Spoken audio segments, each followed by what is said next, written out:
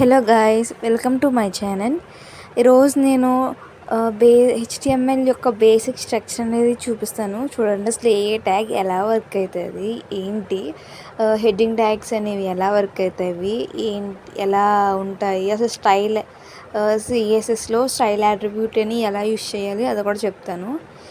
First చూద్దాం basic structure ఎలా ఉంటుంది అనేది. చెప్పాను కదా, చూడండి ప్రోగ్రాంలోకి వెళ్దాం. ఇక్కడ చూడండి, డాక్ టైప్ హెచ్టిఎంఎల్ చెప్పాను కదా మీకు మన క్లాస్ చెప్పినప్పుడు.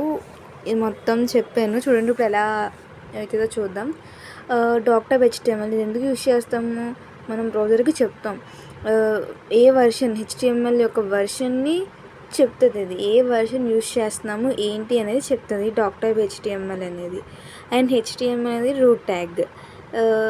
ఈ హెడ్ మీన్స్ హెడర్ సెక్షన్. ఈ హెడర్ సెక్షన్లో టైటిల్ అనేది రాస్తాం అనమాట. హెడర్ సెక్షన్లో మాత్రమే టైటిల్ రాస్తాం. తర్వాత ఇక్కడ బాడీ చూడండి, ఇది బాడీలో మాత్రమే మనం మెయిన్ ప్రోగ్రామ్ రాస్తాం. మొత్తం బాడీ అంటే ఈ కోడ్ మొత్తం మెయిన్ కోడ్ అనమాట. మన వెబ్ పేజ్ క్రియేట్ చేయడానికి మెయిన్ కోడ్ ఏదైతే ఉంటుందో అది మనం బాడీలో రాస్తాం. ఇక్కడ చూడండి, ఇప్పుడు మనం కోడ్ రాస్తాం. చూడండి, body style equal to background colour. Style అనేది సిఎస్ఎస్ అట్రిబ్యూట్. ఇది ఒక అట్రిబ్యూట్ అండి. సిఎస్ఎస్ మీన్స్ ఇది సిఎస్ఎస్లో ఎక్కువ యూజ్ చేస్తాం. సిఎస్ఎస్ అంటే క్యాస్కేడింగ్ స్టైల్ షీట్స్. ఎందుకు యూజ్ చేస్తామంటే మన వెబ్ పేజ్ అనేది ఇంకా అట్రాక్టివ్గా కనిపించడానికి యూజ్ చేస్తాం అన్నమాట. అంటే బ్యాక్గ్రౌండ్కి కలర్స్ యాడ్ చేసుకోవడం, టెక్స్ట్కి కలర్ యాడ్ చేసుకోవడం, టెక్స్ట్ యొక్క పొజిషన్ మార్చడం, అండ్ ఇమేజెస్ని యాడ్ చేసుకోవడం, వీడియోస్ని యాడ్ చేసుకోవడం, అలా సిఎస్ఎస్ అనేది అలా ఉంటుంది. నెక్స్ట్ మన హెడ్డింగ్ ట్యాగ్స్లోకి వెళ్దాం. ఇవి హెడ్డింగ్ ట్యాగ్స్ అండి. హెడ్డింగ్ ట్యాగ్స్ అనేవి H1 నుంచి H6 వరకు ఉంటాయి హెడ్డింగ్ ట్యాగ్స్ అనేవి.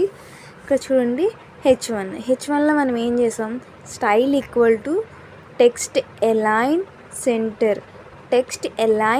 సెంటర్. అంటే మనం ఇక్కడ హెడ్డింగ్ ట్యాగ్ లోపల హెలో అని ఇచ్చాం. అంటే మనం ఇచ్చిన టెక్స్ట్ని సెంటర్లోకి పెట్టమని చెప్తున్నాం ఇక్కడ మనం.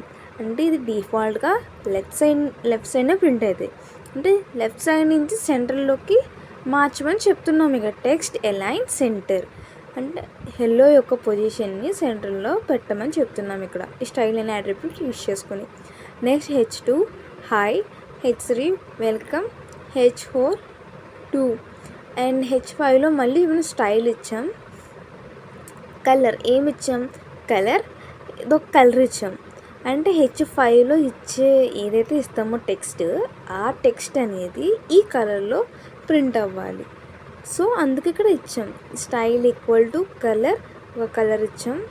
అండ్ ఇక్కడ మనం ఫుల్ స్టాక్ అని ఇచ్చాం. సో ఈ ఫుల్ స్టాక్ అనేది రెడ్ కలర్లో ప్రింట్ అవుతుంది మన వెబ్ పేజ్లో. కలర్ చూడండి, ఇక్కడ కలర్ అనేది COLOR అండి. COLOUR అనేది ఈ HTML ప్రోగ్రాంలో మనం యూజ్ చేయం. ఇది తీసుకోదు, UR అనేది తీసుకోదు. సో ఓన్లీ మనం COLOR అనే ఈ స్పెల్లింగ్, ఈ కలర్ అనేది రాయాలి దీంట్లో. అండ్ ఇక్కడ H6 మళ్ళీ ఇక్కడ ఏమి ఇచ్చాం, స్టైల్ టెక్స్ట్ అలైన్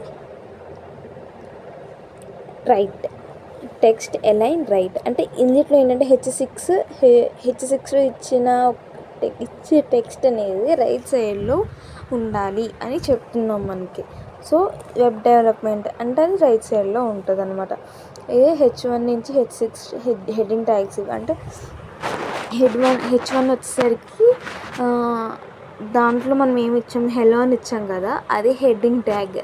అంటే మనం హెడ్డింగ్స్ ఎలా రాస్తాం, కొంచెం బోల్డ్గా పెద్దగా రాస్తాం కదండి హెడ్డింగ్స్ అనేవి. సో ఇది కూడా హెడ్డింగ్ ట్యాగ్ కాబట్టి ఇది కూడా హెడ్డింగ్ లాగానే ఉంటుంది. అంటే బోల్డ్ టెక్స్ట్లో పెద్దగా, అంటే నెంబర్ అనేది పెరిగే గోల్ది ఆ హెడ్డింగ్ సైజ్ అనేది, టెక్స్ట్ సైజ్ అనేది తగ్గుతూ వస్తుందండి. కానీ బోల్డ్ అనేది అలాగే ఉంటుంది, సైజ్ అనేది తగ్గుతుంది. అంటే H1లో కొంచెం పెద్దగా, H2లో కొంచెం చిన్నగా, అలా H3లో కొంచెం చిన్నగా, అలా H6 వరకు చిన్నగా వస్తుంది. మీకు అవుట్పుట్ చూస్తే అర్థమవుతుంది మీకు. ఇప్పుడు చూడండి, ఇది పారాగ్రాఫ్ ట్యాగ్.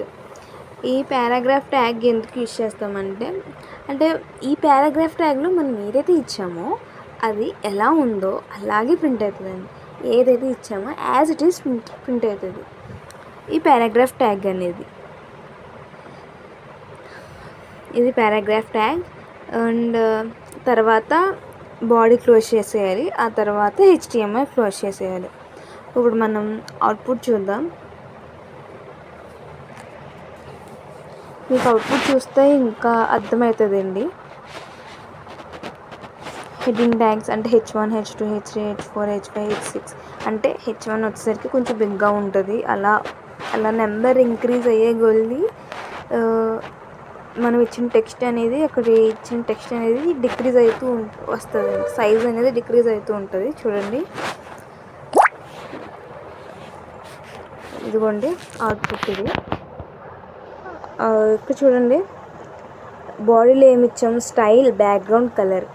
చూడండి, బ్యాక్గ్రౌండ్ కలర్ మనం ఏదైతే పెట్టామో ఆ కలరే వచ్చింది. సో బ్యాక్గ్రౌండ్ కలర్ అనేది మారింది. నెక్స్ట్ హెచ్1లో ఏమి ఇచ్చాం, style, text, align, centre, hello. అంటే ఈ హెల్లో అనేది సెంటర్లో ఉండాలి. సో ఓకే, హెల్లో అనేది సెంటర్లో ఉండాలి. సో సెంటర్లో ఉంది. చూసారా, హెడ్డింగ్ అనేది ఎలా ఉంది ఇక్కడ, బోల్డ్లో అండ్ పెద్దగా ఉంది. చూసారా. అండ్ H2 వచ్చేసరికి కొంచెం సైజ్ తగ్గింది. అండ్ H3 వచ్చేసరికి సైజ్ తగ్గింది. ఆ టెక్స్ట్ యొక్క సైజ్ అనేది తగ్గింది. నెక్స్ట్ H4 వచ్చేసరికి సైజ్ తగ్గింది. అలా H5 వచ్చేసరికి చూడండి సైజ్ తగ్గింది. అండ్ ప్లస్ మనం ఇక్కడ ఏమి ఇచ్చాం, ఏం స్టైల్ ఇచ్చాం, దీనికి స్టైల్, కలర్, ఏం కలర్ ఇచ్చాం, ఈ ఫుల్ స్టాక్ అనేది ఈ కలర్లో ప్రింట్ అవ్వాలి అని ఇచ్చాం. కాబట్టి ఇక్కడ రెడ్ కలర్లో ప్రింట్ అయ్యింది. చూడండి. నెక్స్ట్ H6లో ఏమి ఇచ్చాం, వెబ్ డెవలప్మెంట్ అనేది రైట్ సైడ్లో ప్రింట్ అవ్వాలి. సో ఇక్కడ వెబ్ డెవలప్మెంట్ అనేది రైట్ సైడ్లో ప్రింట్ అయ్యింది. ఈ పారాగ్రాఫ్ ట్యాగ్ ఏంటి, మనం ఏదైతే ఇచ్చామో ఇది యాజ్ ఇట్ ఈజ్గా ప్రింట్ అయ్యింది. ఇది పారాగ్రాఫ్ ట్యాగ్. ఇదండి, అర్థమైందని అనుకుంటున్నాను నేను. ఇక్కడ డాక్యుమెంట్ అనేది, టైటిల్ అనేది టూల్ బార్ మీద డిస్ప్లే అవ్వాలి. కానీ ఇక్కడ ఎందుకు డిస్ప్లే అయిందంటే ఇక్కడ టైటిల్ స్పెల్లింగ్ తప్పు ఉంది, మిస్టేక్ అయింది. TITLE not TTLE. సో అందుకు ఇక్కడ డాక్యుమెంట్ అనేది ఇలా వచ్చింది. ఇదండి ఈరోజు క్లాస్. అయితే మరి మీకు అర్థమైందని అనుకుంటున్నా. మీకు అవుట్పుట్ చూసాక ఇంకా అర్థమైంది అనుకుంటున్నాను. మేబీ ఇంకా మీకు చాలా ప్రోగ్రామ్స్ అనేవి చేసి పెడతాను మీకు. ఇవి మనం ఇందులో ఏంటి అంటే మనం ఇన్లైన్ CSS యూజ్ చేసామండి. ఏం CSS అంటే ఇన్లైన్ CSS అంటే మనకి 3 టైప్స్ CSSని 3 టైప్స్గా యూజ్ చేయొచ్చు. ఇన్లైన్ అండ్ ఇంటర్నల్ అండ్ ఎక్స్టర్నల్గా. మనం ఇన్లైన్ యూజ్ చేసాం అంటే ట్యాగ్ పక్కన స్టైల్ అట్రిబ్యూట్ పెట్టి మనం యూజ్ చేస్తే దాన్ని ఇన్లైన్ అంటాం. లేదు అంటే హెడ్డింగ్ తర్వాత ఒక బాడీ అనే ట్యాగ్ తీసుకుని విడిగా రాసేదాన్ని మనం ఇంటర్నల్ అంటే ఇంటర్నల్ అంటాం. వేరే ప్రోగ్రామ్ తీసుకుని దాంట్లో CSS కోడ్ రాసి దాన్ని మన HTML ప్రోగ్రాంలో ఫిట్ చేస్తే దాన్ని ఎక్స్టర్నల్ అంటామండి. సో ఇందులో నేను ఇన్లైన్ CSS యూజ్ చేశాను. ఇదండి. ఓకే, అర్థమైందని అనుకుంటున్నాను. Thank you guys. ఏమైనా డౌట్స్ ఉన్నా కామెంట్ చేయండి. దయచేసి నా ఛానల్ని సబ్స్క్రైబ్ చేసుకోండి, షేర్ చేయండి, లైక్ చేయండి. Okay, thank you. Bye. Share చేయడం మర్చిపోకండి, లైక్ చేయడం కూడా, అండ్ సబ్స్క్రైబ్ చేయడం మాత్రం అస్సలు మర్చిపోకండి. ఓకేనా. Thank you. బాయ్.